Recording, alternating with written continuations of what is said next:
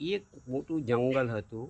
એ જંગલની અંદર સસલાભાઈ ને કીડીબેન બે રહેતો. હવે સસલુભાઈ કહે કે જંગલનો રાજા હું અને કીડીબેન કે જંગલના રાજા હું. બંનેને હરીફાઈ પડી એટલે બધાએ બધી સભા મંડળ ભેગું કર્યું અને પછી પૂછ્યું કે ભાઈ આમાં રાજા કોણ. પછી બધાએ એક પરિણામ લીધું કે ભાઈ તમે બંને હરીફાઈ રાખો કે આટલેથી ગમે તેટલા દૂર 100 કિલોમીટર કે 200 કિલોમીટર જવાનું, બરાબર, પણ જે પહેલું જે જાય એ જંગલનો રાજા.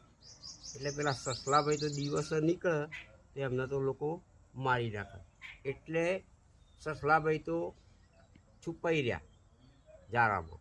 અને પેલી કીડીબેન તો અહીંયા કીડી હોય, દુનિયામાં જો તો એ કીડી હોય જ.